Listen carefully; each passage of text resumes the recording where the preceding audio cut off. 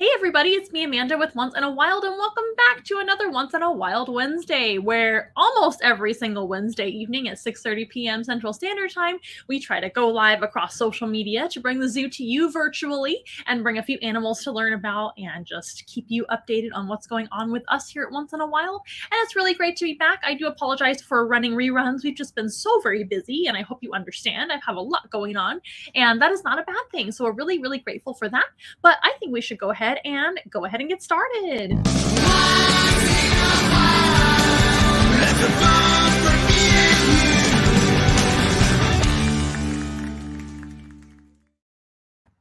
Alrighty, once again, welcome back to Once in a Wild Wednesday. My name is Amanda, and Once in a Wild is a mobile zoo based here in San Antonio, Texas. That's where we are, and we can bring the zoo to your classroom. We can go to your birthday party. We can go to a nursing home for animal therapy or anything at all, and we can go just about anywhere within the San Antonio and Austin area and other places too surrounding us.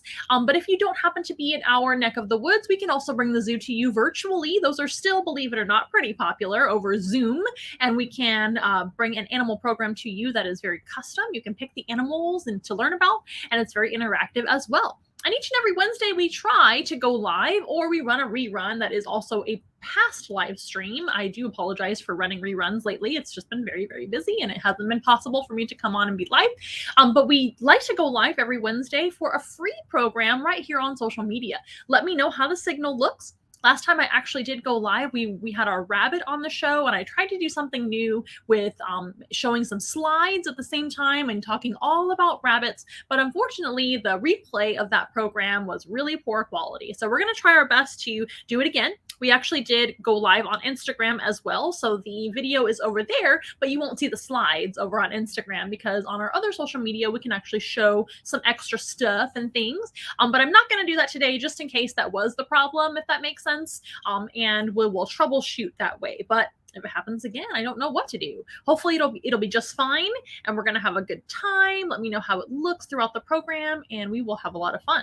Now, before we get started with our animal program, I always like to let you know what's going on with us lately and also how you can help us out. We are a mobile zoo, and we are basically relying on you guys to keep going. The best way that you can help us out is actually by purchasing your own animal program. That can be in person or virtually, and you're going to get to customize your program, pick the animals that you want to meet, or we can pick the animals for you. That's always fun too. And regardless, you're going to have a lot of fun. But that's actually the best way to help us out. And that will help fund the animal food, the animal care, vet bills, all sorts of things, paying our staff. We do have 3 animal keepers that we actually have taking care of our animals, in addition to me, not just me. I'm not counted in that 3. So there's 4, I guess, total. And everything that we need to pay our bills and everything else, we rely on you guys. So that's the best way to help us out. But if you would like to just donate an amount of your choice and you don't want an actual animal program, that's okay too. You can tip or donate. And you can go to onceinawild.com, scroll to the bottom of the website main page, and you can click the donation button or the sponsor button. I forget what it actually says now. And that will give you your options. We've got Venmo, we've got Cash App, we've got PayPal, we've got an Amazon wish list as well. And if you go to onceinawild.com/donate, you're going to be able to see all those options, whichever you want to choose. So that's a great way to help us out too. And you can send us items from our Amazon wish list. That's still really fun and helps us out quite a bit. And every little bit helps, of course. And also another free way that you can help us out, or a free way that you can help us out, is by following us on social media. We are on TikTok. We're looking for more followers over there to get the word out about our animal friends and education and all that thing, all those things. And we also have, so we have TikTok, we have Instagram, we have Facebook, YouTube, LinkedIn, we've got Twitter, we've got Twitch, we've got everything. We try to be, everywhere because everybody likes something. Maybe they like a certain app better than others, a certain platform better than others. I personally really like TikTok. That's the most relaxing app for me to just scroll through and watch little videos. But if you don't like that, there's Instagram, there's Facebook, all sorts of things. And if you guys have any suggestions for that, let us know. And all the links should be down below in the description, or you can go to onceinawild.com or any of our social media, really, and you should be able to find links for all of that. Most of our handles are at Once in a Wild or at Once in a Wild Zoo. So that is a free way you can help us out, is just by following us on social media. I can't talk today. It's been a minute since I did a live stream. Or just by watching the live stream and commenting down below, asking questions, letting me know that you're out there and you're doing well and you're having fun. That's a free way to help us out too. But you can obviously help us out by scheduling your own program, or whether it be in person or Zoom, or donating as well. So I do want to also mention that. And we do have a couple of events coming up that are public events. I'm going to look those up right now so I don't make a mistake on the dates or the times. So coming up this weekend, if you happen to be in the San Antonio, Texas or New Braunfels area, we are going to be in New Braunfels for Pet Fest once again. So it is a annual festival that is geared towards pet items, fun animal activities. It is pet friendly. You can bring your dogs, you can bring your well-behaved pets in general, I believe. And to look up the rules, you're going to go to their website. But I know that dogs are allowed because dogs were there last time and it was really fun. And it's going to have so many vendors with lots of pet items and fun activities and shows and things like that. And once in a while, it's going to be at Pet Fest. And if you want some information on New Braunfels Pet Fest, you can go to their website too. You can look it up and Google it, or you can just go to onceinawild.com. On our main page there, right at the top, we've got all of our current public events coming up. And that we usually try to post those on our website anyway. So if you're ever curious if we're going to be out somewhere public that you can come and visit us, you can check out onceinawild.com. And that will show you what is coming up. But that is going to be April 2nd, which is this Saturday. And that's going to be going on from 10 a.m. to 5 p.m. So you've got all day. It's just the one day, April 2nd, Saturday. And it's going to be a small ticket price just to get into the festival. And then you can walk around all day if you want to. I'm sure there's going to be food, all kinds of activities, fun items for sale for your cats and dogs and all sorts of pets. And once in a while, it's going to be there with a booth set up with some of our animals. Sandor the giant rabbit is going to be there. Of course, he's a staple of our animal programming in public and public events. Sandor is going to be there. And also we're going to have guinea pig, and we're going to have probably Iggy. And then we're going to have bearded dragon, probably Debbie, maybe both bearded dragons. Eddie and Debbie will be there, but we'll see. We'll definitely have some snakes to interact with. We'll have some creepy crawlies as well. And then yours truly will be on stage a couple of times at least to do an animal show. So we're going to have Rango the owl and probably Joanna the iguana and probably David Boa the boa constrictor and likely Alice the opossum will be there as well. No promises because animals can change their minds sometimes, but that is the plan for now. And we'll be out there to do some animal shows in person. So that'll be really fun to see you guys in person for once, right? Or twice or three times. We may have seen you before. But anyway, we're going to be out there at New Braunfels Pet Fest, and we'd love to see you out there on Saturday, April 2nd from 10 to 5. And again, you can get your tickets online, I think a little bit cheaper, and those start at $5. And then you can get your tickets in person. I don't know if they change price in person or not. I think they do. And then not just that one, but the next Saturday, we've actually got another public event, but it is a ticketed event and it is geared towards families and children. And that's going to be actually an event with Once Upon a Party, which are our friends, of course. You guys know Once Upon a Party. They are wonderful. They do Disney characters and all kinds of fun characters for kiddos and adults alike. And so that is going to be the spring extravaganza. And it's, of course, going to be an Easter event. So that's going to be an egg hunt, animal petting zoo, of course, with us here at from Once in a While. We're going to have the petting zoo. We're going to have animal activities, animal photo opportunities. They're going to have characters there, of course, that are geared towards springtime. So all sorts of princesses and fun things. Sandor the rabbit's going to be there, of course. Tortoises are going to be there. Our full petting zoo with the guinea pigs and the bearded dragon and the ducks are going to be there, Gansito and Lucas. And we're going to have some photo opportunity animals too. I'm not sure who I'm going to bring yet. And I think we're also going to have some stage presentations as well. So that again is April 9th, which is next Saturday, April 2nd. This Saturday is going, can you believe it's going to be April? April 2nd, this Saturday is going to be New Braunfels Pet Fest from 10 to 5. And then next Saturday, April 9th, is the Spring Extravaganza, which is going to be with Once Upon a Party, who is leading that whole extravaganza. And that's going to be 2 sessions. One is 9 to 12 and the other one is 1 to 4. So they're 2 separate slots. So what you want to do is go to onceinawild.com, or you can go to My Once Upon a Party, I believe is their website, or you can Google Once Upon a Party, New Braunfels, San Antonio area. But if you go to onceinawild.com, you'll see the events there on the main page. And if you click one of those sessions, it'll take you to where you buy your tickets online. And those tickets, let's see what they start out. I don't want to misquote it. Let's see. I know there's a couple different prices. There's like a VIP price and there's a standard price. So let's see. Bear with me, you guys. Next, I'm going to pretend to buy them so I can see what price. So they start at $35. So that is where your starting price is going to be for the spring extravaganza with Once Upon a Party. That's going to be a lot of fun, especially for children and families. So we'd love to see you at either one of those public events coming up very soon, this weekend and next weekend. And we will always post other public events coming up. We're done with Fiesta. Fiesta is starting here in San Antonio, but we're done with the rodeo is what I meant to say. And then Fiesta's coming up, but we're not actually going to be part of Fiesta this year. We'll see about next year. Hello, Chucky. So if you go to most of our oh, there's a snake in your profile picture. Love snakes. Snakes are my favorite animal. If you go to most of our social media, we can actually highlight your comments. And there's Donna saying hi as well. So if you would like to comment or leave a family friendly question or comment, you can do that on most of our social media that is live streaming right now. Or on Instagram, you can try to ask me questions as well, but the text is very small on Instagram, so I do apologize if I missed your questions or comments.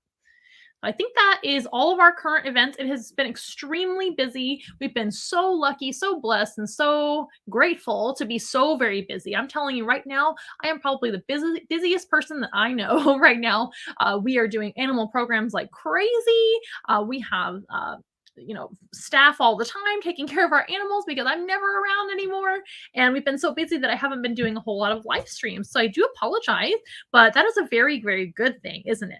So we need to be busy in order to be successful here at Once in a Wild, and not just successful with money, but successful in our mission, which is, of course, to teach people about animals and change their minds and help them to understand nature, and maybe help them understand misunderstood animals, and to take care of animals in their own backyard, take care of their pets, etc. So we're trying to make the world a better place, really, for animals or for humans alike. So we're very, very happy to be, at least completing part of our mission. And even though we're so busy and we never stop working, it's a good thing. So please don't feel sorry for me. I'm very, very happy about that. And hopefully it just gets busier and busier and we can grow and expand and do all sorts of things with Once in a Wild. So if you're just tuning in, my name is Amanda. This is Once in a Wild Wednesday, where we try to go live each and every Wednesday at 6:30 p.m. Central Standard Time.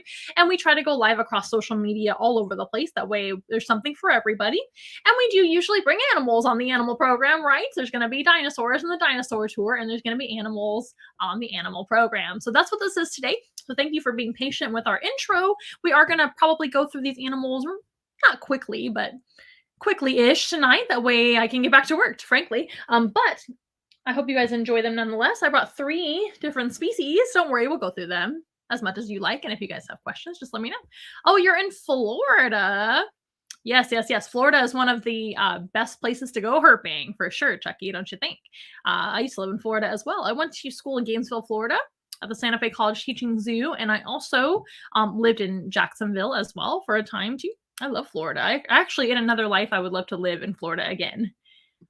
You have a large savanna monitor, a green iguana, and you go herping, like you said. Yeah, we have a green iguana named Joanna the iguana. She's in a few of our videos, of course. She's one of our first animal ambassadors. I've had her since, 13 years ago. And so we've had her a long time, 12 or 13 years. And we also do have a savanna monitor as well, who's not very big yet.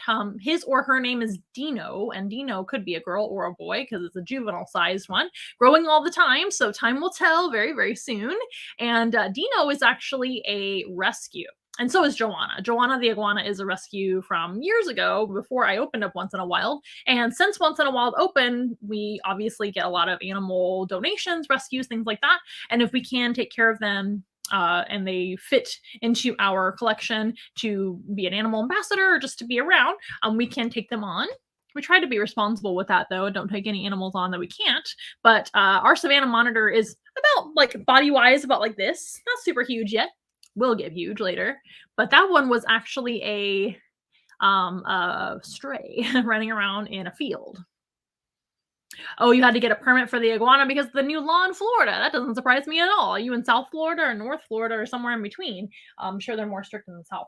So we're actually going to meet 3 different species, and I actually have 1, 2, 4 different animals, but 2 are the same animal, and they're actually going to be last. The 2 that I'm going to show last are brand new to our collection, and they are very cute, and you're going to love them. It is a species that we already have, but the individuals are brand new to us. So are you excited? I hope you're excited. So we are going to meet them last. Our first one, I'm actually going to bring out, let's go ahead and bring out a lizard first. I brought 3 kind of smaller animals today, just to give myself a little break from lifting things. Today I was actually at a school with our owl and our iguana and our opossum, and who else went? Let's see, the rabbit, and Francis the frog went as well. So Francis is the only one that I took today that wasn't super heavy for me to hold up for all those kids. We had a lot of kids in the show today at the school, but this is Felix.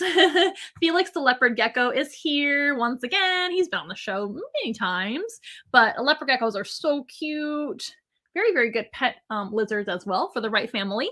So a lot of times leopard geckos are one of the better choices for pet lizard. Iguanas and savanna monitors definitely are not for beginners for sure. They're just very, very complicated to take care of, very large, and have a lot of needs. Leopard geckos don't have as many needs as a savanna monitor or any iguana for that matter. These guys are smaller, as you can see. It gets no bigger than this. I've seen a few specially bred leopard geckos that get bigger than this, but they really don't get very big at all. They're handheld in one hand, and they're very sweet. I've never really met a mean leopard gecko. I've met some that are more skittish than others, but they don't tend to be super aggressive. And even if they do bite, their mouth is tiny, so that's not super dangerous to handle, and they're fairly easy to feed and take care of. And they tend to be very, very healthy animals, unlike some other lizards like iguanas and chameleons and things like that that take a lot of special care to keep them healthy and happy. But this is Felix, the leopard gecko. I wonder if you guys can see me over on Instagram. There he is. A little tongue action there. So leopard geckos actually come from the Middle East, from different countries in the Middle East, like Iraq, Iran, let's see, Afghanistan, North India, places like that. They're typically found in a drier climate, not necessarily desert, hot, but it's going to be kind of like scrub, maybe desert, maybe soil, sandy soil, things like that. They typically are only out during the dawn and dusk, and sometimes nighttime. So they're a more crepuscular, kind of nocturnal animal, but the more we study them in the wild, the more they're kind of leaning towards categorizing them as crepuscular, which means mostly active at dawn and dusk. And that's going to give them a little bit more cool weather when they live in a hot climate like that.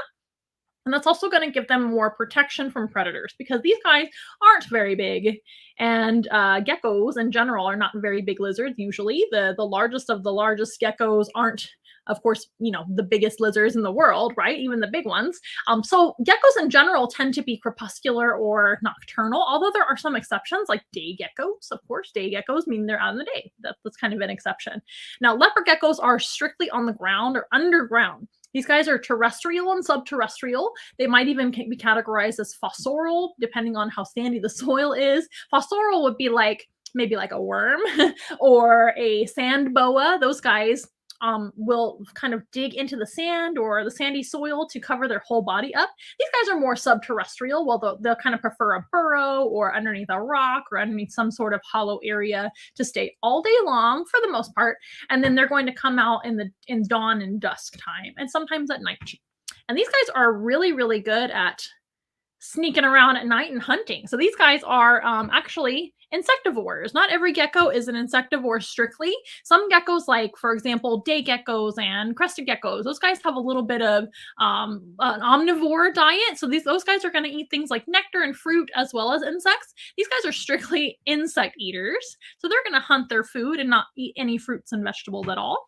So they're actually carnivores as well as insectivores. And they're little hunters, and they are not designed to climb around like other geckos do.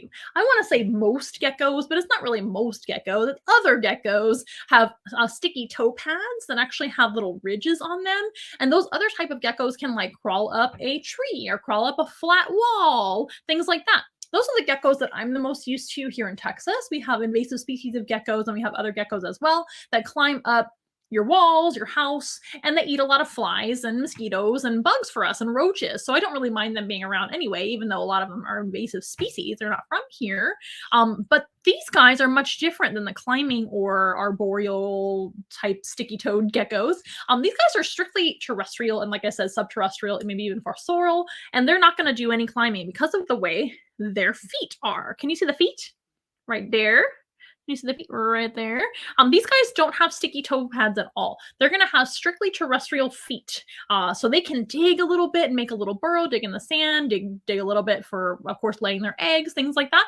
Most geckos can dig just fine, but these guys cannot climb. They're not designed to climb at all. He's kind of hanging on to my hand for dear life, and he's doing a great job hanging on to me, but I won't let him fall or anything like that. Now, if he was up like in a tree in the wild, he would not be able to climb around and get around at all. He would never end up in the tree unless somebody put him up there. They can't climb a tree at all. So they're going to stay on the ground. So that makes them very, very special when it comes to being a gecko. Not a whole lot of geckos are strictly on the ground. Some can climb and some are really, really good at climbing. Just kind of depends. But they don't have any of those sticky toe pads. Another thing that makes a leopard gecko and some other similar geckos very special are their eyelids.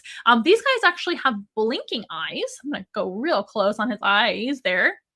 These guys can shut their eyes. Most gecko species, and I do have confidence in saying this, most of your gecko species in general don't blink. They have ever open eyes where they can maybe like squint a little bit, but they can't fully blink. And that's other species of geckos, right? For example, crested geckos and a lot of the other climbing geckos like that.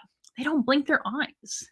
Instead of doing that, those other geckos might squint their eyes a little bit, but they also might lick their eyes to stay clean. Now, the leopard gecko like Felix, these guys can lick their eyes and lick their face too, just to keep it clean and kind of just in general to lick themselves and clean themselves on their face if they want to, but they don't have to lick their eyes to keep them clean unless they want to. They can blink their eyes and kind of clear dirt and debris out of their eye if they want to. And they can also, bonus is to go to sleep with their eyes fully shut. Not every gecko species can actually do that. Most geckos have to kind of squint and just kind of zone out to go to sleep. And these guys can fully shut both eyelids, and they have very, very well functioning eyelids as well. Pretty cool, huh? That's what makes them very, very special. In fact, their scientific name, Eublepharis macularis, Eublepharis means blinking eyelids or truly blinking eyelids, etc., whatever you want to interpret that in another language. And then macularis means spotted. So, of course, the leopard gecko is spotted because they're named the leopard gecko. And those spots actually keep them camouflaged. They're going to be able to sneak up on their food, which are bugs. They prefer to hunt every single day, but they don't have to eat every single day if they don't find some food every time that they're hunting. They're going to be okay. In fact, they can live for a while without eating. I would say a few weeks with very little consequences, but they like to hunt just about every day. Unless they're going into shed, then they'll typically kind of stay inside and wait for their shed cycle to happen, and then they'll come out the next time once their shed happens. It's a little bit itchy, a little bit uncomfortable, and typically reptiles in general aren't as active when they're in their shed cycle. So that's one kind of general rule for them. But in general, these guys do like to come out and hunt, and that camouflage, the spots, help them to hide from bugs trying to get away. These guys also have really good vision, like I mentioned, I think. And speaking of which, you can see those slitted pupils that he has, kind of like a cat. Cats and leopard geckos have slitted pupils, and slitted pupils on more darkness dwelling animals like crepuscular and nocturnal animals. Those guys have the slitted pupils in order to open up their pupils more than a round pupil, and that will let in more light and help them to see a little bit better in the dark. Most of your nocturnal, well, I don't say most, but a lot of your nocturnal animals have slitted pupils. Some exceptions might include things like owls. Owls don't have slitted pupils, but a lot of times snakes that are more nocturnal have slitted pupils rather than rounded pupils. Did you know that that is a myth that if a snake has slitted pupils that they're venomous? It's actually a total myth. It's really important not to just believe anything you hear about venomous or non-venomous snakes, because most of them are harmless, and you should just leave them all alone unless you're a responsible herper like our friend Chucky over here, who knows what he's doing, or you're some kind of scientist, herpetologist, or zookeeper, or something like that. We want to make sure and leave animals alone in nature to do their thing because they're very important for the natural environment. But if you see a snake with a slitted pupil, it doesn't mean that they're venomous. That might just mean they're a ball python or something a little bit more nocturnal. But that is the same kind of thing, more or less, with your gecko species. So you've got these guys, which are usually out in the darkness, whether it be dawn, dusk, or nighttime, and they will be able to let in more light with the slitted pupils. I cannot talk today. I have an accent that came out of nowhere. The slitted pupils, you guys. So that's going to give him a little bit more light intake if he wants. Now, another thing that they hunt with besides their vision, and by the way, they have great color vision, very sensitive to movement, sensitive to color, sensitive to all kinds of things. Even in the dark, his eyesight is going to be amazing. So that is very impressive. They also have really great hearing. These guys have ears on the side of their head. There's an ear right there. They're little holes. They kind of blend in with the spots, really. But you can kind of see the ear hole there. He's got one on each side of his head. And those are very sensitive ears. These guys do actually hear very well. Most lizards do. There's a few exceptions, like chameleons, for example. Chameleons do not have external ears at all, and snakes don't have external ears at all either. So those guys don't really hear at all in the traditional way. They might feel vibrations, of course, just like anybody can, because they have the sense of touch. But as far as hearing, it isn't really their best sense for those other guys. Geckos are really good at hearing. These guys actually communicate with sound, unlike other type of lizards. Most lizards don't make any noises. They might hiss a little bit, etc. But most lizards don't make true vocalizations. Geckos do. Geckos can bark, they can chirp, they can scream a little bit, and they can do all kinds of things with their voices. Now, they don't do that often unless they need to.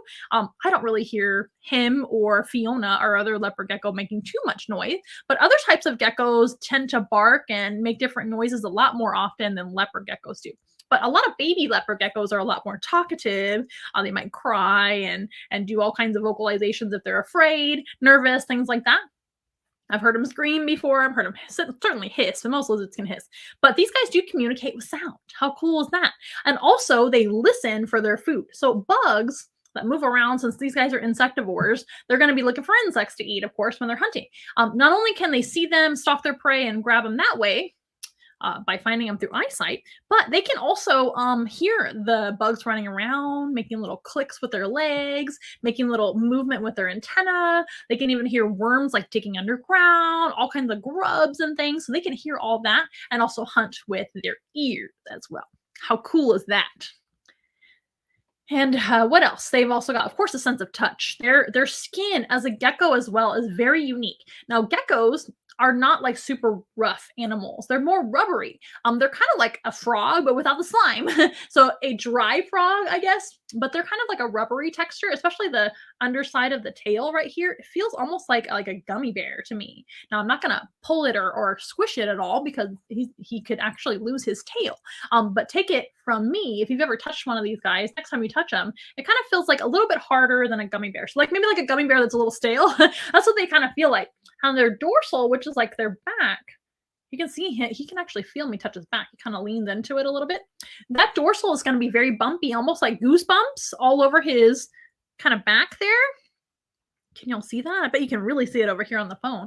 And then the tail is a little bit different. It's still got the bumps, but it's also got these little ridges, which are like one after the other, little ribs or ridges.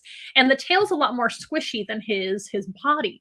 But in general, geckos, all the types of geckos, whether they be climbing or terrestrial geckos, they have kind of rubbery skin for a lizard, which is pretty cool. And when they shed their outer layer of skin, geckos of all types shed in one piece, kind of like a snake. Most lizards actually shed in flakes.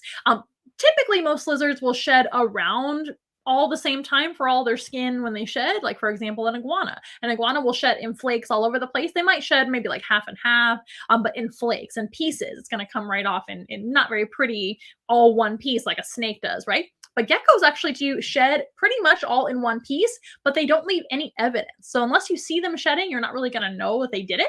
Usually a leopard gecko owner will see them kind of go into their shed cycle, which, believe it or not, Felix is beautiful, but he's actually not nearly as bright as he usually is because he's about to go into shed. So he's going to go into his shed cycle here he already is technically at the beginning of the shed cycle. He's going to go into shed fully and actually shed his outer layer of epidermal skin, and that will come off all in one piece and usually overnight. And you know what a leopard gecko does with their shed is they eat it. They will actually eat the whole shed the outer layer of kind of white skin that comes off, they'll just eat it and they'll get rid of the evidence, the little snack for them, kind of an added bonus of a little protein, and they're going to get rid of any smells or evidence by getting rid of that. Now, geckos in general, especially leopard geckos, are very clean animals. They like to keep a nice tidy burrow underground. They're usually going to go potty in like one section of their burrow. They kind of use their little restroom area, and they don't like to be dirty. They're very, very clean, which also makes them kind of a neat pet for some families. They're not a very hard animal to take care of, to be honest with you. They do need a little bit of heat. They prefer it pretty warm. I forget what their exact parameters are. Now, they're not the hottest of the, neediest heat wise. Does that make any sense? Like a savanna monitor. Savanna monitor, or even a bearded dragon, needs a lot more heat. And leopard geckos, since they're a nighttime or crepuscular type animal, they don't really need a whole lot of light either. In fact, they don't really like light. Leopard and crested geckos are the same as far as that goes. They don't really like the light, but these guys do need some heat. So we use a heat pad underneath his one of his sides of his enclosure, and the other side is his cool side where his water is and everything. And these guys have 2 hides in their enclosures. We have Fiona and Felix, our 2 leopard geckos. We highly recommend one cool hide and one warm hide. So one hide is going to be kind of like over his heat pad, and the other one, or near it at least, and the other one is going to be over some moss, so that during his shed cycle, he can actually go into the mossy hide, which is the cool hide, that is nice and moisturized for him. We keep it like a misted over there, and that way he can easily get his shed skin off and then eat it for a snack. But that is a very unique thing that geckos also do during their shed cycle, is they eat their sheds. Not every type of lizard does that, as you may know. Do they ever stop growing? That's a great question. Thank you for your question. They really don't ever stop growing, but when they reach a certain size, which is about this size that he is now, he's really not going to grow much more at all. It slows down a whole lot. Now, when they're babies, they're going to shed and grow very, very often. A baby leopard gecko sheds a lot. I forget, it's like every few weeks at the I would say maybe even every 2 weeks, just to grow up and grow up and grow up. When they have their eggs, these guys only have 2 eggs at once, and 2 babies will hatch out, and that is very unusual as well. So most type of lizards in general are going to have more than 2 eggs, right? These guys, mom gecko, and that's most of the geckos, if not all of them, to my knowledge, only lay 2 eggs at once per time that they lay, or per clutch.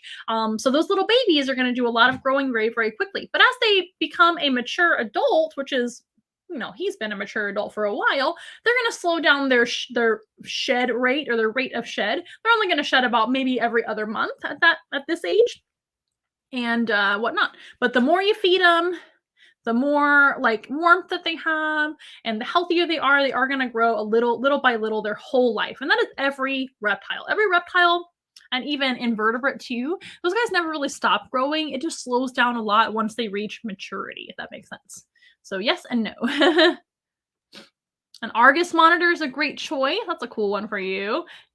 Yes, they do lay eggs. I think I already answered your question, Ricardo. Ricardo is asking, do they lay eggs? Yes, mom leopard gecko, when it's time to lay eggs, they will only lay 2 at once, but I believe they lay, I forget how many times in a row, or how often. I have to look it up for you because I'm not a leopard gecko breeder. There's lots of leopard gecko breeding information, say that 5 times fast, on the internet. So that's something for me to learn, but I do know that they have 2 eggs each time they lay. Yes, banded geckos and fat-tailed geckos are also great choices for the right family as well. I definitely condone most of your gecko species, other than tokays and other than some of the larger geckos like that have big teeth. Well, I don't know, big teeth, but big mouths to bite. Tokay geckos are one of the most aggressive or defensive type of reptiles you could possibly handle, and I don't recommend handling them unless they're very tame, which is very rare. But most of your gecko species in general are pretty, decent pets for the right family, but we always want to recommend that you guys don't just impulse buy any animal, because they're not toys and they're not for little children. They're for the family. And if you have one caretaker of the gecko, that is okay, as long as the care is getting done, right? We don't want to make it the responsibility of like a tiny child to take care of a little life like this, because even though they're small and even though they're fairly easy to take care of, that doesn't mean that they're not important. We want to make sure that they are well taken care of, that their needs are being met. If they have medical problems, that you have a good vet to take them to. And if you take good care of them, they should actually do very, very well. These guys can live quite a long time, easily into their 20s when properly taken care of. So That's a big commitment as well. They're not just like an impulse buy pet. Now, it used to be only like 10 to 12, and now we've gotten better at taking care of them, and now they can live into their 20s, which is pretty cool, in human care at least. Now, we don't really know how long they live in the wild because there's not a whole lot of surveying on these guys because they're not an endangered species. These guys do very, very well in the wild and are what we call least concern, and if they're even evaluated at all in the wild. So they're not an endangered species of gecko, but there are different species of gecko throughout the world that are endangered, and those guys are very important too. And we want to make sure that they're all protected as well. Yes. I think, and Chucky says, a lot of people do not know a big green iguana can give a bad bite, so can a big savanna monitor. Yes, I would venture to say that my green iguana has given me one of the worst bites I've ever had. Now, I am very lucky that she is a very nice iguana. She's a female, number one, and she's not nearly as defensive, aggressive, or territorial as a male would be. But when you get a baby green iguana, if you ever do, you're not really going to know what gender it is until it grows up. And that's really, really important because those male green iguanas get about 2 to 3 times the size of a female and can grow very quickly. In about 3 to 4 years, they're huge, and they can be quite territorial and sometimes aggressive, like outright aggressive, especially during the breeding season for those males. Females are a little more mellow, but they're still not a good pet either. And green iguanas in general have razor sharp teeth and very strong jaws. The iguanas use their teeth to actually bite plants. Iguanas are herbivores, or they're vegetarian, so those guys, well, green iguanas especially, they're going to be up in the trees eating tree leaves and flowers and fruits and things like that, but they still have a razor sharp bite with some of the sharpest teeth in the animal kingdom, and they are very, very specialized and not good pets for everybody. So I really recommend doing tons of research. Talk to people that already have those reptiles and animals. Don't just go to a pet store and talk to them, because of course those guys are trying to sell you the animal. So just be very careful. Talk to Facebook groups or other types of groups, maybe Discord groups, things like that, that have reptiles, and they can tell you exactly what the right fit is for you. I think the best pet reptile is actually a snake, maybe a corn snake or some type of rat snake. Those guys tend to be a lot better, easier pets. But if you're into lizards, there's a few that I do recommend. A lot of people ask me this all the time. I think leopard geckos make a good pet for the right family. Now, do they necessarily want to be handled and held 24 hours a day? No, and you shouldn't do that. Felix is a very nice leopard gecko, but they're not all this tolerant of being held, but a lot of them are. They're pretty good. Another type of lizard that I love to recommend is actually the blue-tongued skink. And the main reason for the blue-tongued skink is they do get sizable but not huge. It's easy to house them in something that makes sense in your home, and also they're very healthy. Same thing with the leopard gecko. Leopard geckos tend to not have a ton of health problems as long as you take care of them and their basic care needs.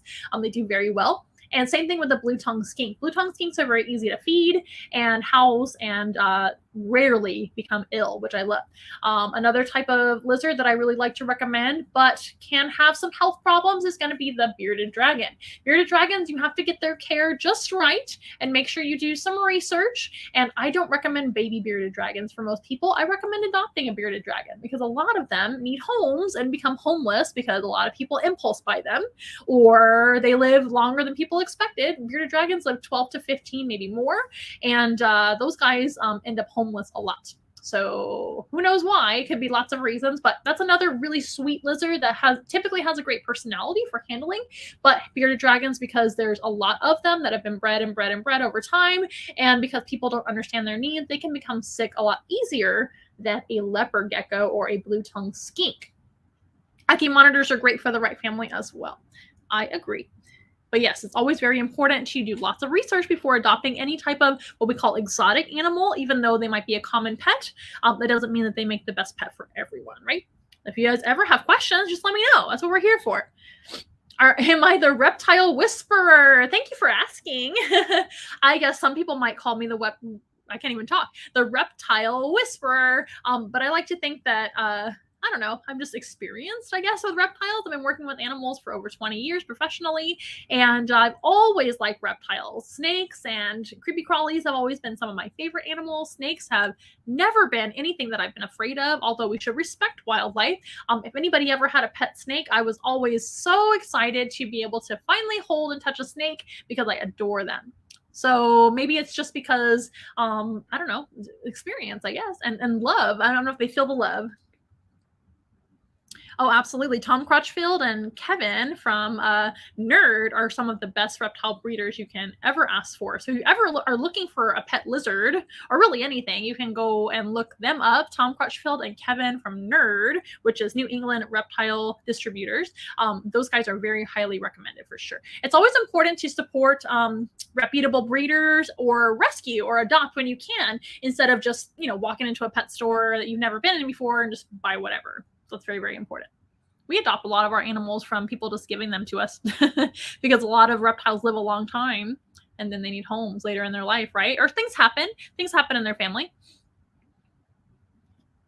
Yes, and it's really important that if you cannot take care of your pet reptile or any exotic animal for that matter, it is important to never release them into the wild. That it can be a death sentence for your pet that you're releasing, but also for wildlife that they might eat. Now, I'm not necessarily talking about a leopard gecko, but if you released a leopard gecko into the wilds of Texas and it became really cold, these guys would really not make it in Texas at all. So that wouldn't be good. But also they might eat native wildlife. So animals like Burmese pythons and green iguanas and tegus down in the Florida, like South Florida, those guys are wreaking havoc on the environment. For that matter, we have things like feral cats, which are pet cats that have gone wild and are, of course, eating lots of wildlife and causing lots of problems too. So none of those pet animals should be released into the wild, even if you cannot take care of them anymore. It is always very, very important to find them a responsible new home that can take care of your that can take care of your exotic pet or any pet at all. Same thing with a cat or a dog. You don't want to just let your cat or dog out into the wild to fend for itself. It's probably not going to do very well. And also it could harm the environment, right? That's a really important point. They sure have. Now, it's not the animal's fault at all, so we have to keep that in mind. They should not be persecuted for that, but the problem is there. We need to be better. We need to do better. Do better, people. I do. Do I take care of chameleons? Thank you for the question. We do. We actually have 3 chameleons currently in our care, and I've taken care of lots of chameleons over the years. Chameleons don't really live very long, so I have had a lot of rescue chameleons that have lived for a while and then they pass on. But we have 3 chameleons currently. We have a panther chameleon. It's an embonpoint panther chameleon. His name is Thanos. And we have 2 Jackson's chameleons. They are yellow-crested Jackson's chameleons from Kenya, and those 2 are Samuel L. Jackson, and then we have Janet Jackson. So we'd have a male and a female. And I love chameleons. Chameleons are by far one of the worst pet reptiles, in my opinion, not because they're dangerous to humans, although they can bite sometimes, but that's rare. Thanos bites one of my chameleons. But off on that tangent. But anyway, chameleons are not the healthiest animals to keep in human care, and it's very, very hard to keep them happy and healthy in captivity. So definitely an advanced type of reptile for sure. I would say they're one of the most advanced, because even though they're not as large as a monitor lizard or an iguana, etc., those guys are definitely advanced as well, very advanced for different reasons. Chameleons are very fragile. They get a lot of health problems. You have to keep their ecosystem just right, and even if you do everything correct, you still might end up with health problems. And if you don't see those health problems right away, and don't get them to the vet right away, or if your vet is not around, they're out of town, or if you get them they're too late, or if your vet just doesn't understand the needs of chameleons, or we're all still learning, right? So maybe we just haven't learned everything yet. That chameleon can pass away very, very easily. Chameleons are very fragile. They're like the flowers of the lizard world. They are here today to be beautiful and sometimes gone tomorrow. And that's really, really sad. Chameleons, in my opinion, should have never been pets, but definitely an advanced type of animal in a collection for sure. Definitely not a good pet. Yes, we are in San Antonio, Texas. So we are actually here in San Antonio, Texas. We do outreach to the San Antonio area and surrounding cities too. We can bring animals to classrooms, nursing homes, birthday parties, all kinds of fun things. We try to keep it educational every time, but we also offer petting zoos and what else do we do? Photo opportunities, meet and greets, casual things like that. Story times. We can add our animals to a story time if you happen to work at a library, things like that, all kinds of things. But most of our programming is very educational. We like to bring the word out to everyone about animals, especially reptiles, amphibians, creepy crawlies, things like that, because everybody loves a bunny rabbit, but not everybody loves lizards, although leopard geckos are one of the most popular and cute lizards, I would say. But how about we let him go back down and rest? He's done such a good job. Let's say goodbye to him real quick. He is so beautiful. This was Felix the leopard gecko. We also have a Fiona. Fiona's a lot more wiggly than Felix. So Felix has a lot more programs than Fiona. For whatever reason, that's just her personality. Felix and Fiona are two leopard geckos, and we also have crested geckos as well. That's the only type of geckos I have. All my crested geckos, there are 7 of them. Well, almost all of them are all giveaway geckos, people that had them and then didn't want them anymore. So we take care of them now. But yeah, we're in San Antonio. But let's go ahead and let him rest. He's done such a beautiful and good job for us, right? They are so cute. I could talk forever about literally just one species each and every time. Aw, and Felix is actually going to a classroom tomorrow to meet some kiddos that I regularly visit each and every Thursday, as long as the school year is still in effect. During the summer, we won't be doing this class, but each and every Thursday, we actually do species-specific classes, and Felix here, the leopard gecko, is going to our species-specific zoology class tomorrow with our kiddos. We teach 2 classes each and every Thursday with them. Okay, so he is going to go back down and rest. Bye, Felix. I'm sure he's ready to rest. And actually, these guys are more of a nighttime, crepuscular, dawn and dusk type animal. So he's probably ready to actually run around, maybe in his enclosure later. But we'll let him do that in a little bit. So our next animal is going to be definitely a more misunderstood. Oh, good night.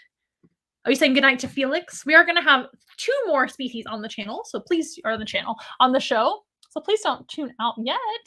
Don't leave yet, because we're going to have more animals on here. I'm going to turn our light down a little bit.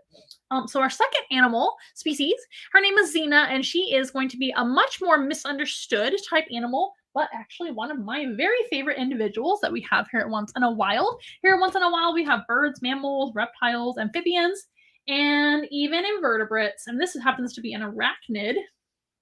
She is my favorite arachnid that we actually have.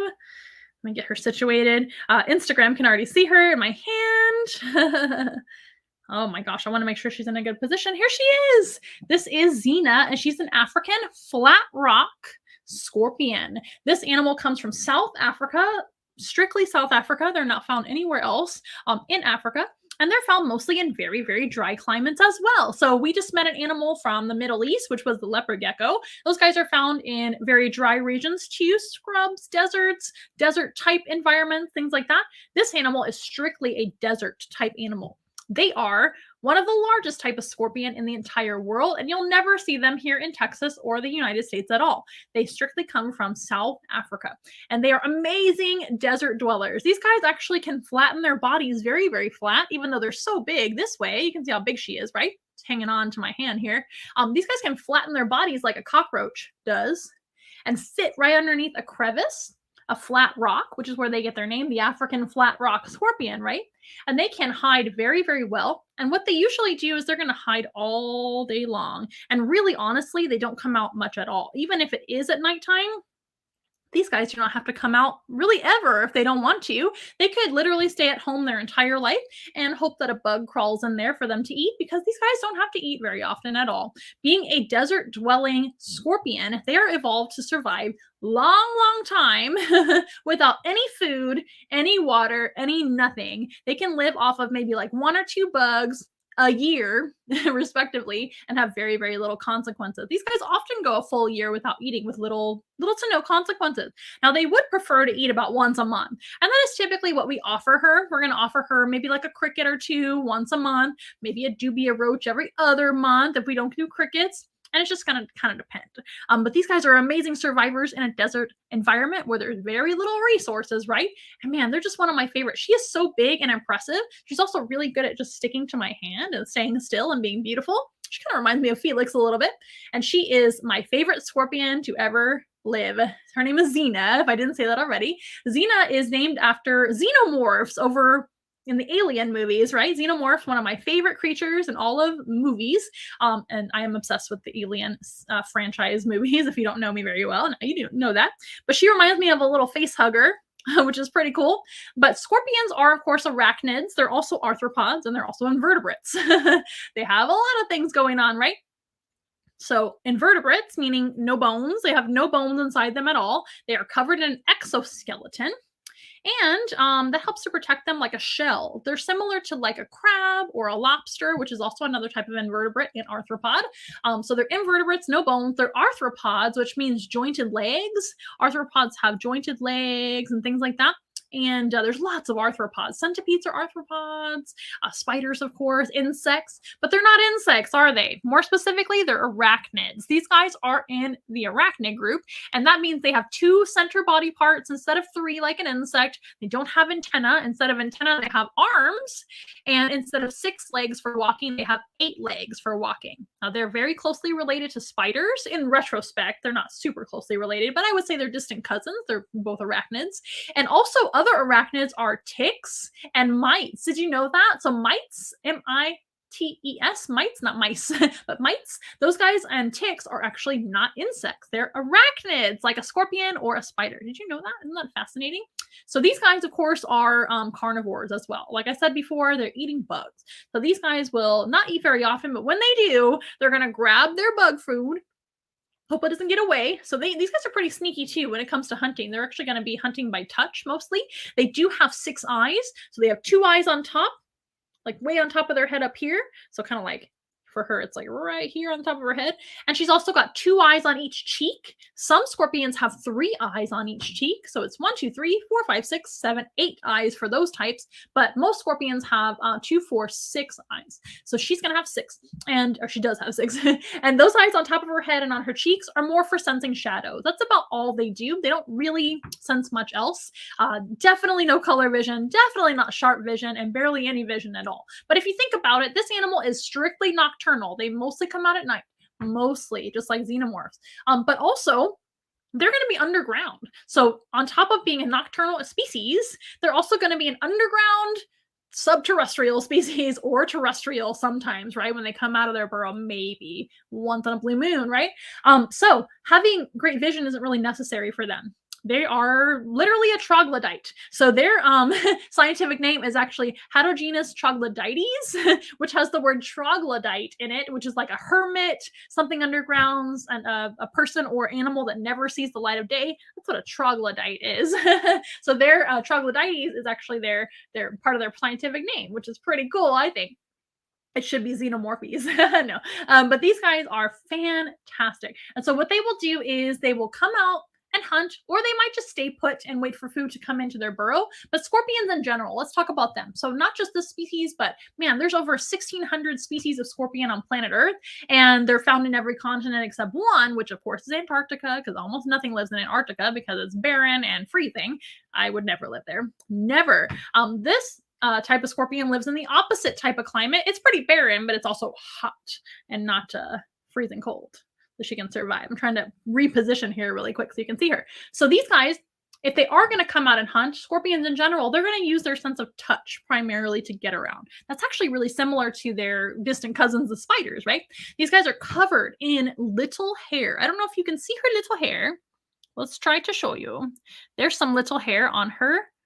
Oh yeah, if I duck down, you like this position? If I duck down like this and show her body hair on top of her face there and her claws, you can see that blonde hair that she has. It's pretty sparse kind of compared to a tarantula or something like that, but it's still there and it's used for sensing touch. These guys basically have little body hairs all over them. Now they are setae, I believe is how you pronounce that. Setae. They're not true hair. They're actually made out of chitin, which is what their exoskeleton is made out of too. They're not made out of keratin like mammals and keratin like feathers or keratin like your fingernails, like in some other animals. Even reptiles have keratin on their scales and on their nails and things like that. Scales and nails. Is there any companies called Scales and Nails? We should make one. Anyway, scales and tails, maybe. But reptiles and all those other animals I listed, they have keratin scales or keratin shells if you're a turtle or something like that. These guys have chitin, which is a totally different type of material. And one thing that chitin does as well is they will actually shed their entire exoskeleton as opposed to shedding just the top layer of epidermis like a reptile does. Snakes, lizards, things like that. Those guys shed their epidermal layer, excuse me. I guess it's a level too, layer or level. But these guys shed their entire exoskeleton when they need to. And for this species, it's not very often because they're a slow growing species. Now, this species lives a long time. I hope that she lives forever because I adore her. But she, as a species, can live for 35 to 40 years. I actually recently looked up But 30 years is a good long life for these guys as well, but they can live even longer than that, which is pretty amazing for a arthropod, right? Most arthropods, like insects, they don't live very long at all, do they? A matter of weeks or months. Some exceptions can be the Madagascar hissing cockroach. Those guys can live for up to 5 years, but not 30 or 40 years like the scorpion can. And that's not every scorpion, but the African flat rock scorpion can do that. Got some noisemakers down here. Let me adjust them so we don't have too much noise. It's distracting me. We're going to meet those guys last. But anyway, these guys have chitin instead of keratin. So that makes them very different than other animals. They're a little bit more, just a different material that they're made out of. Now, you may know this about scorpions. They actually do glow kind of a greenish teal color in the black light. Isn't that neat? Now, nobody knows why. And I'm not just saying that because I don't know why. I looked this up very, very recently because we did a class about scorpions in our class that I talked about where I'm going tomorrow, every Thursday. These guys, if you shine a black light on them, and this is every scorpion species that has ever existed to our knowledge, will glow under a black light. They have special properties in their skin, which are usually protein-based, and they do glow. Now that is in their exoskeleton. So even a fossilized or just a exoskeleton that has molted off the animal will glow under a black light too. It's actually the best way to find scorpions out there in the night, in the woods or anything like that. You can shine a black light at night and find scorpions to study. If you happen to be an entomologist or you're just curious if there's any scorpions out there, you can find them and they will glow like that. Nobody really knows why, but there's a lot of theories. My favorite theory is that it's actually remnants from their ancestors that lived in the ocean. These guys in the prehistoric days, way before anything was around, there were scorpions and other type of aquatic animals living in the ocean and in the water in general. That's right, their cousins were from the ocean way long ago, their ancestors, I should say. And those types of aquatic animals, a lot of times aquatic or ocean animals, etc., those guys will glow for communication, to say something, right, with their bodies. Maybe glow to attract prey, maybe glow to disturb predators, etc. There's a lot of animals under the deep, deep depths of the oceans that have glowing properties with bioluminescence and things like that. That's actually my favorite theory for why scorpions will glow under certain light properties. And it also could be something that they see all the time and we just don't see, even though they have very poor vision in general that we know of. Maybe they actually do see that way in that glowy light. Who knows? But there are lots of fun theories about that. But yes, even a fossilized scorpion will still glow under a black light, even after long dead and long fossilized. Isn't that amazing? Yes. I love this comment. Pardon me, I need a little drink. Been talking forever already. Can you tell I love to talk about animals?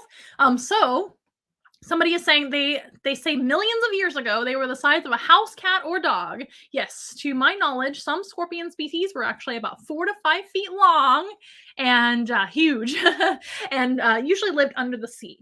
Under the sea, just like crabs, I guess, like Sebastian. So why did I say that? Sebastian. Under the sea. Okay. Are all scorpions venomous? Great question from the same viewer. Thank you for all your questions today. Are all scorpions venomous? Guys, I promise I'm not usually this silly, and I promise I'm sober. So venomous, yes. All scorpions have some sort of venom, but this type of scorpion has such weak venom that it's not of any consequence to myself or any human. These guys actually have so little of venom that they don't even really use it anymore. They use their big, powerful claws to subdue their prey or to protect themselves, maybe a little bit of pinchy action to protect themselves, although that's pretty weak in my opinion, as opposed to like a crab or something like that. These guys don't have a ton of strength, and they certainly can't bite anybody or anything like that. They bite their food, but that's about it. But these guys do have powerful enough claws to be able to subdue, hold still, and crush their prey, which are bugs, and then draw them in to be able to be eaten without using any venom. Other species of scorpion, not this kind, I'm going to be just fine, don't worry. Other species of scorpion may have thinner claws, smaller bodies even, and fatter tails with a bigger ball on the end of their tail called a telson. See the telson right in my eye there. Oh my gosh, it's right in my eyeball. The telson is actually where the venom is. And so this species has a very small telson, very thin tail. They don't use their venom for much of anything, but every scorpion has some venom. It just might be weak venom or it might be strong venom. So the best thing to do is to check your shoes and not touch any scorpions if you don't know what you're doing. But if you ever have somebody hanging out with you that's an entomologist, they can actually tell you what to look for, things like that. Or if you have like a classroom situation or a pet store or something like that, and somebody knows what they're doing, most of your pet store type scorpions in general are going to be pretty harmless to humans. But there are some people that like to keep some of the dangerous scorpions just to look at them, kind of like having a fish or something like that. Pretty cool. I don't necessarily knock that. I like keeping some venomous species, like some more toxic tarantulas and things. But there's no tarantula that's deadly to human. There's no tarantulas that are deadly to humans. There are scorpions that happen to be deadly to humans, but it's only about 2 to 3% of the 1,600 species on planet Earth that can actually cause a whole lot of consequences with a human being. Although if you get stung by a scorpion and you're worried about an allergic reaction or you're worried about consequences, the best thing to do is to go straight to the hospital if you can. That's the best advice I can give you. But for this one, the African flat rock scorpion is no danger to anybody. And all scorpions are very, very important animals, even though they might be toxic sometimes, even though they might not be everybody's favorite. These guys eat a lot of insects for us as a whole. Arthropods that eat insects like spiders and scorpions and centipedes and all those guys, those are really important animals to have in the natural environment. They eat tons of bugs, which keep us healthy and happy and not getting sick. So that's very, very important for them. Great question. Yes, I mean, I don't think it's a silly question at all. They do have a stinger, therefore they do have venom. I think that's great logic. Now, one thing I learned recently about scorpions too, I'm learning all the time, and I love to learn about these animals I love. Scorpions have hair all over their bodies, right? We talked about that. She's got hair all over her, including all the way to the tip of the tail. So let's see if we can maneuver her. I don't want to disturb her too much. She's trying to get comfortable. But can you see? Let's focus a little bit better on our main camera here. Oh, can you see her hair on her tail? I don't know if you can see that, but take my word for it. She's got a hairy tail. So these guys have hair or setae on their whole body, including all the way to the tip of the tail. And that's to kind of help them feel around when they're stinging. So especially scorpions that are needing their venom to process their food or to paralyze their food or hold them still, etc. Scorpions that have to sting in order to be able to live and have food, they need to be able to feel where to get up in there and sting. It's not just like random. They don't just like go for it. They can actually feel almost like a hand or a finger when they're reaching in there. And their stinger, their tail goes up like this, right? This is a terrible impression of a tail. It's like this. But the stinger is actually like this. It's upside down. If you take a look, the stinger points like kind of the opposite way you would think. There it is. That's a great view of it right there. Can you guys see as well? There you go. So the stinger is kind of like curved upwards, if you will. So they have to kind of reach up in there and sting. That's why they need all those feely hairs, the touchy hairs, which are kind of like whiskers for them, right? To be able to navigate and feel around, because touch is going to be their main sense. Neat, right? Touch is also how they experience sounds or vibrations, and touch is how they actually draw smells into their smelling organs. And they can actually use sense of smell to find mates, to pick up all sorts of chemicals and things that they understand that we don't. And who knows what they actually sense. We're still learning all the time about them, right? Xena's fascinating. Let's see. Maybe it's glowing to attract mates. For all we know, the glowier the mate, the more attractive, right? Who knows? So many things to learn. Love them. Yeah, and we really don't know. So any going theories out there are welcome to figure out. Oh, I have some people on Instagram saying they don't like scorpions. Well, this is the best way to learn about animals you may not care for, is virtually, right? Because you know they're not going to harm you. And Xena here is harmless to humans. Most scorpions are harmless to humans, to be honest with you. Some scorpions may sting you and it might hurt, but you're probably going to be okay. If you're ever worried about that, you want to go straight to the hospital just in case, if you happen to be allergic or something like that. But only about 2 to 3% actually are harmful to humans in a significant way out of the 1,600 species throughout planet Earth. And they help us to eat all kinds of roaches, flies, and bugs that are harmful to us, like by giving us diseases and sicknesses and things. All right. What else was I going to say? My favorite thing about Xena, well, about scorpions in general, is that they're great mothers. Did you know that? Mother's Day is coming up, isn't it? Yeah, pretty soon. Xena was a mom. She actually had 39 babies. One day, long ago, oh no, once upon a time, we actually obtained Xena already pregnant, and we didn't know. Once she was given to us, we had no idea that she was going to have a ton of babies. But I thought, she's a little chunky, so I should have known better. But I just thought that was just her shape. I didn't want to make fun, right? Are you pregnant? That's a rude question. Don't ever ask somebody if they're pregnant unless you know them personally. But anyway, and there's always you got to be careful with that.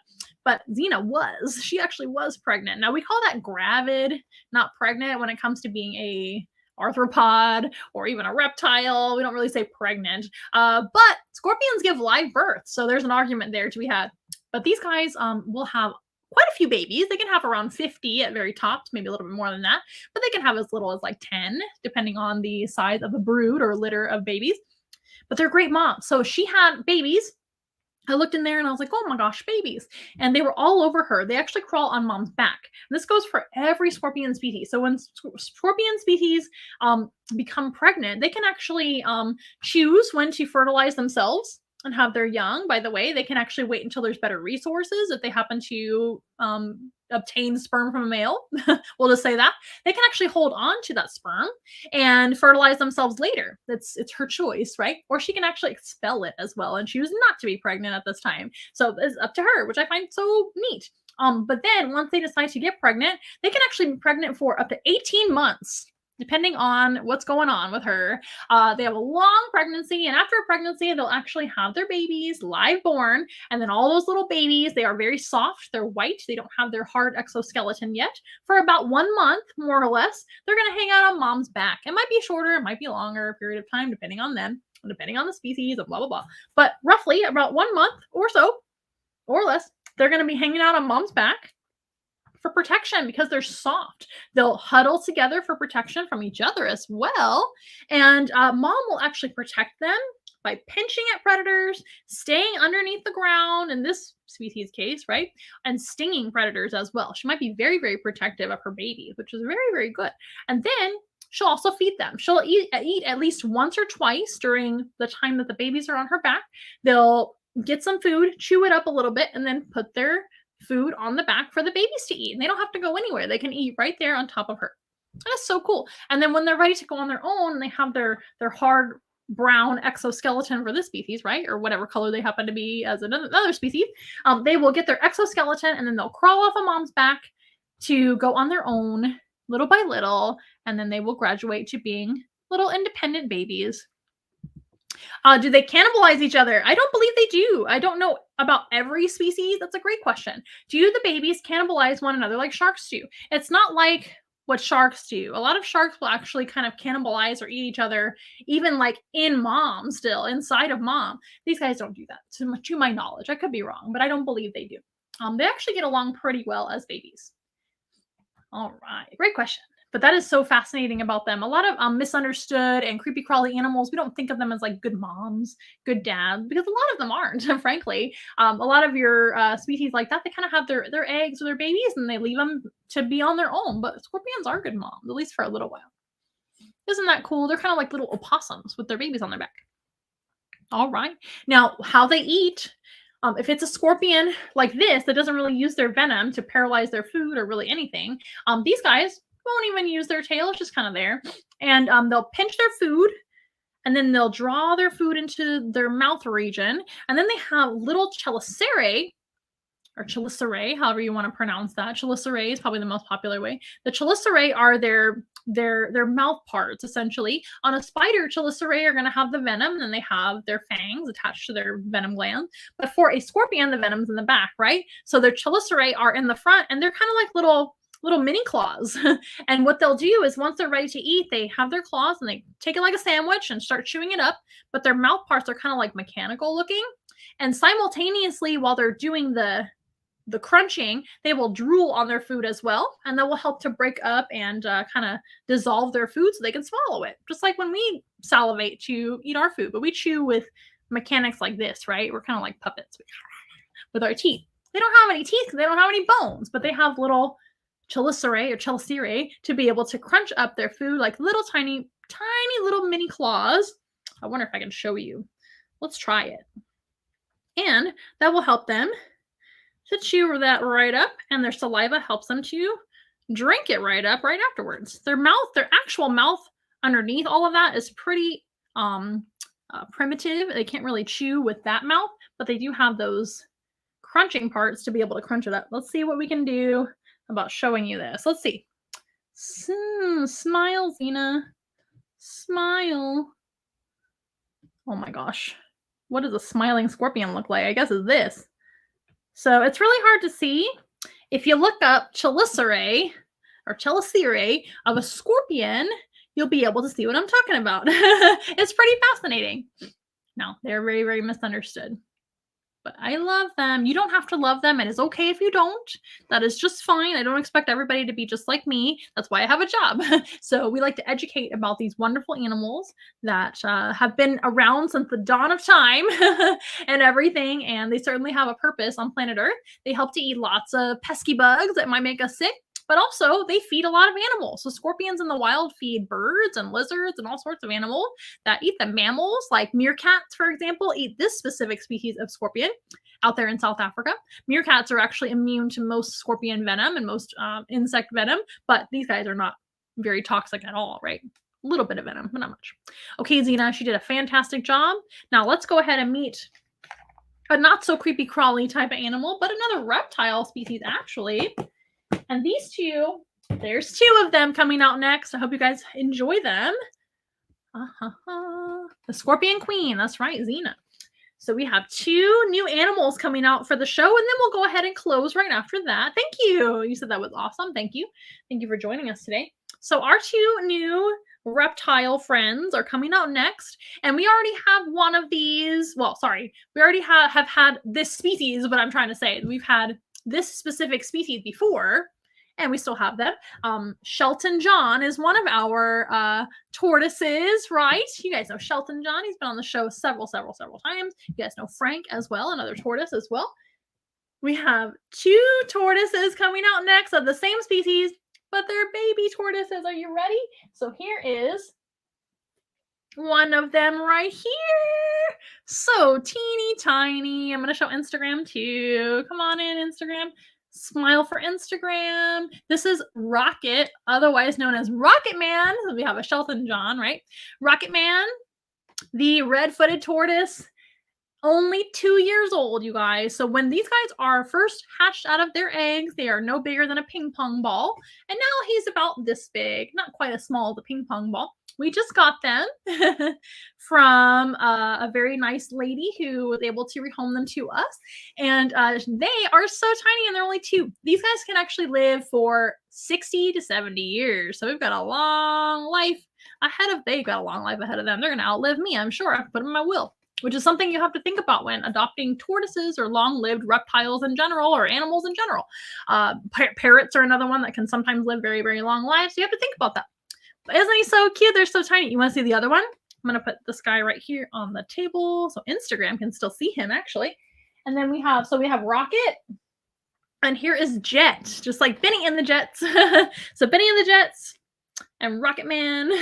Aren't they adorable? We were looking for more tortoises because tortoises are wonderful for animal programming. Everybody loves them. They're really easy to travel with and talk about, and people can come up and touch them and interact with them very easily. It's a little bit harder for people in general to hang out and interact with Xena, the scorpion, because a lot of people are leery of scorpions, but she's also more fragile than tortoises, although these guys are just babies. But more tortoises, the merrier, in my opinion. So these guys are a little bit too small to go in with our other tortoise friends, but they will graduate to that eventually, and they grow pretty slowly, but we'll see. So stay tuned for that progress, of course.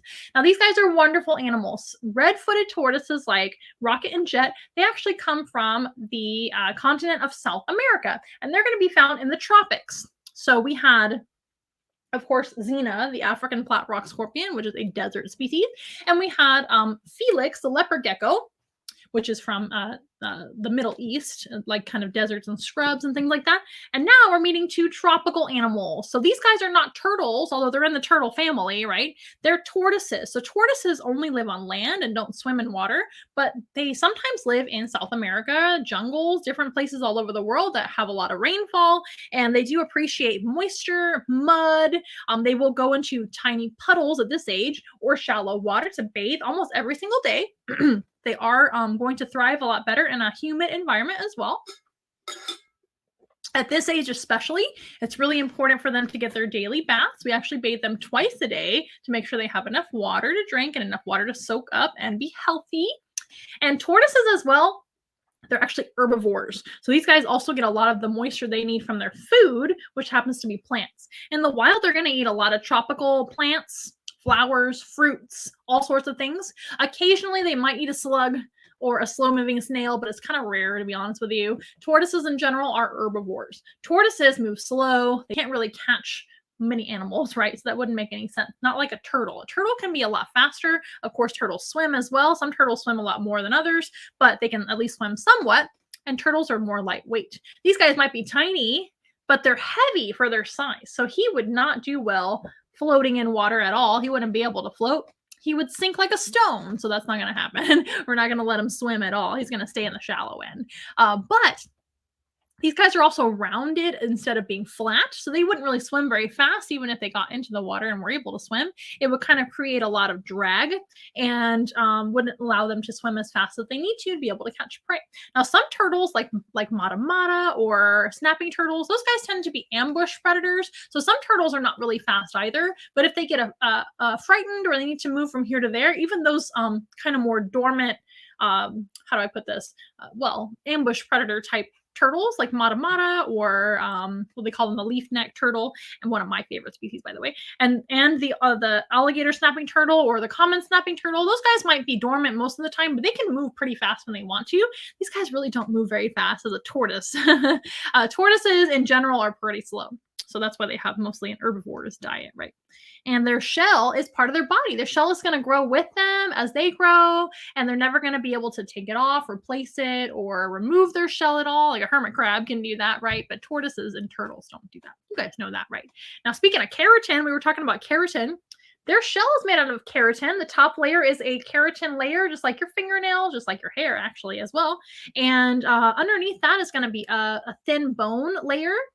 And attached to all of that is going to be their bones as well. So this is a vertebrate, not an invertebrate, of course, right? But did you know that their ribs and spine are all attached to their shell as well?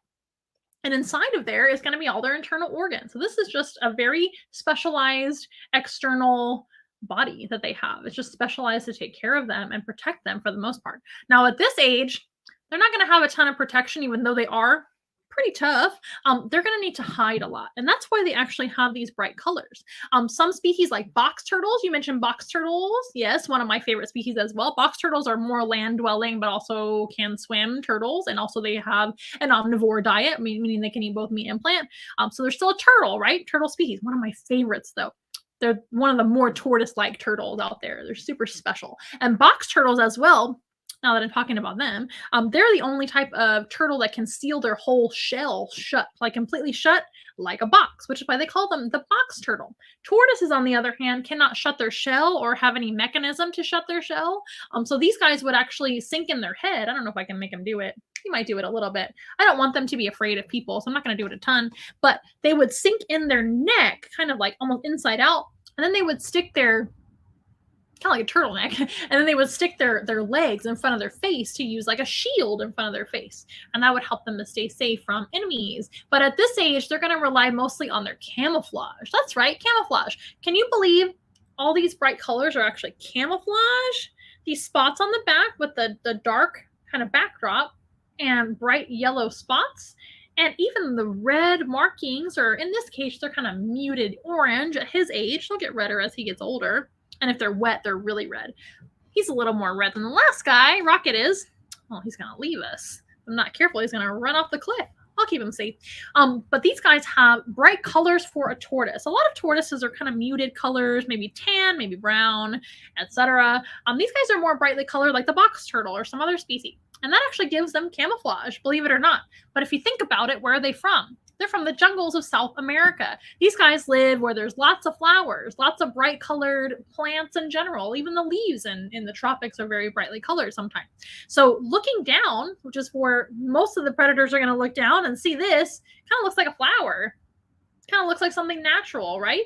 Even the red markings are going to look like something kind of natural when it comes to being a jungle animal. So more tropical animals tend to have brighter colors for camouflage, or they have certain patterns that make sense in the jungle. And they'd be very hard to spot in a pile of leaves. Absolutely. So this is still kind of a naturalistic pattern. So all of that is going to give them great camouflage. Lots of tortoises in general, of course, and turtles. Hi, Jeffrey, by the way, are going to have some sort of pattern that looks natural, at least looks like a rock, leaves, something like that. But these guys are my favorite. They have the bright colors like Shelton, you know, Shelton and Frank. They have bright red on their body, and that's going to help them to hide. Now, depending on where they're from in South America, these guys might have different markings. The red-footed tortoise and the yellow-footed tortoise, they're very closely related. Both of those have different patterns, different markings, and different sizes a little bit, depending on which region of South America they're from. That happens over time as they evolve, right? As a species. They might look a little bit different from here to there. A lot of animals are like that. For example, the opossum. Opossums live here in the United States and also Canada.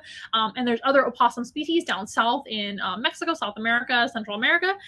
Those guys, opossums, the Virginia opossum specifically, like ours, Alice and Cooper, depending on where you go, they might look a little bit different. They might be a little bit bigger up north than they are down here in the south in Texas where it's hotter. They might be different colors and things like that as well. So a lot of times that does happen with animals. Depending on where they're from in their region, they're going to look a little bit different, right? That's pretty cool. Yeah, soft shell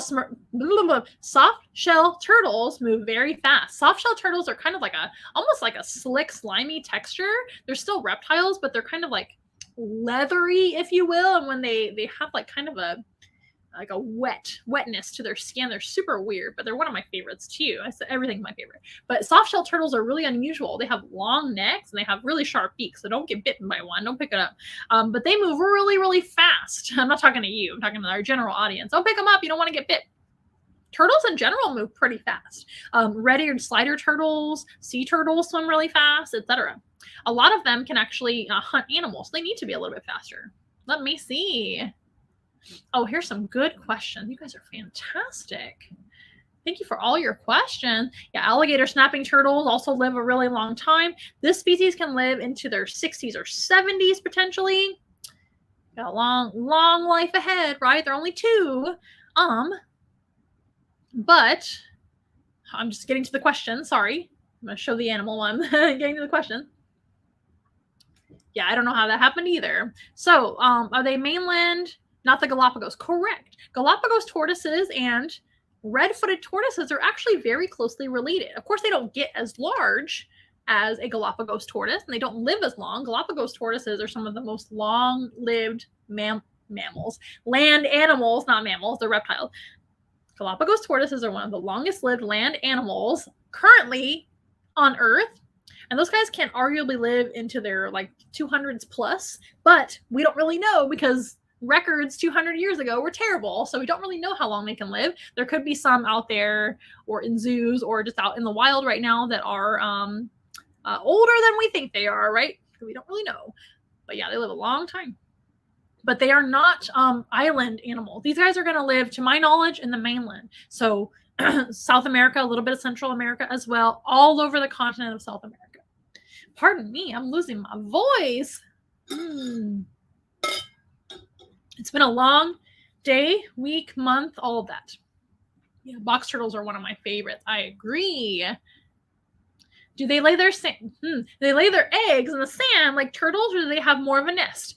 Most of your turtles and tortoises are going to bury their eggs. To my knowledge, that is pretty much all of them. I can't think of any species. You tell me if I'm wrong out there.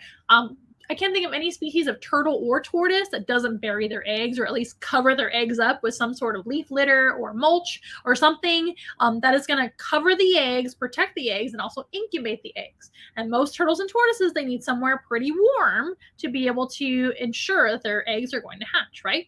But if they leave them out in the open, they're probably going to get eaten by other animals. So yes, to my knowledge, all those guys will bury their eggs in some sort of dirt scenario or sand scenario. Now, depending on where they're from, it might be sandy soil. It might be more moistened soil. You never know. Yeah, soft-shelled turtles are awesome. I knew what you meant. Okay. Oh, yes, that indeed. Chucky says copperheads and gaboon vipers hide real well. Yes, they do. They have those amazing patterns. Most of your animals in the natural environment, they have their patterns that they've evolved to have for a reason. Some animals stand out.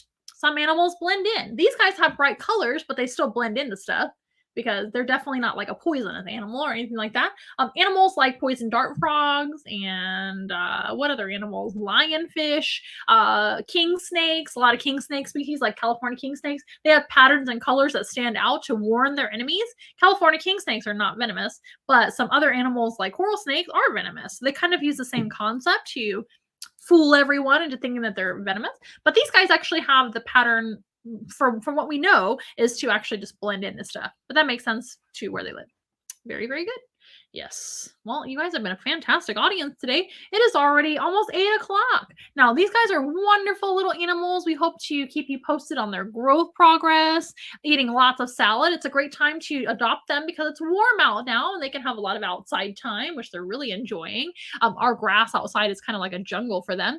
Stay tuned to our social media like TikTok, Instagram, Facebook, of course, if you like Facebook still, YouTube, all the things, to stay tuned to their growth progress and some updates on all of our animals and to keep track of our public events. Don't forget, we've got a couple public events coming up this Saturday and next Saturday if you happen to be in our neck of the woods. We've got Pet Fest and the Easter Egg Extravaganza featuring Once Upon a Party next weekend. But you can always check out onceinawild.com to see what public events we've got coming up for you guys to come and see us.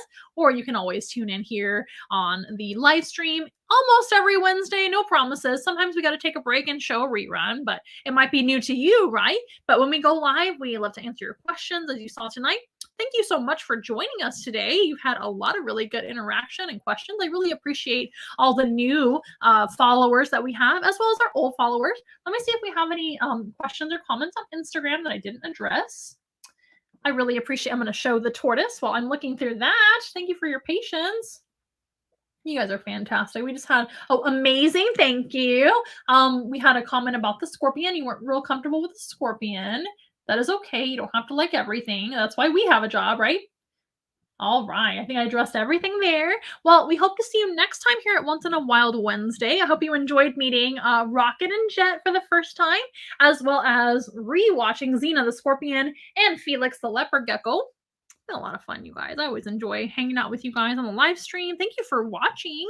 Thank you for supporting us here at Once in a Wild. If you like what you see and you want to book your own animal program, I don't blame you. You can certainly look at more information at onceinawild.com or contact us via social media or from our number, which is posted down below in the description.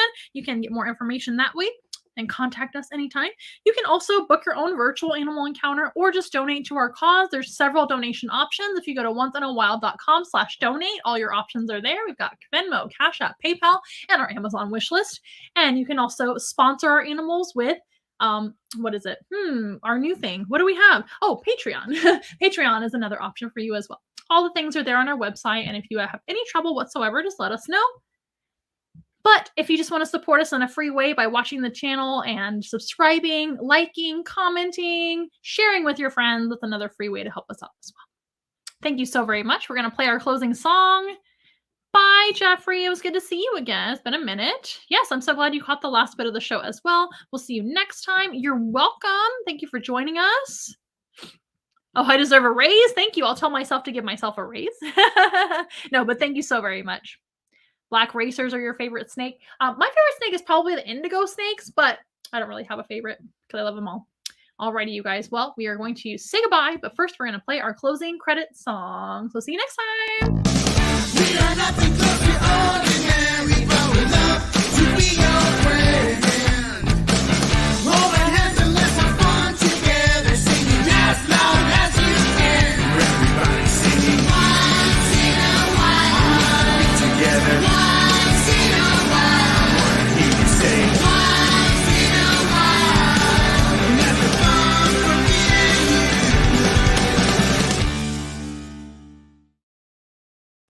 Alrighty, you guys. We'll see you next time. On the next Once in a Wild Wednesday across social media, wherever that is, wherever's your favorite social media. We'll be sure to be there. We hope to see you next time and have a great rest of your week.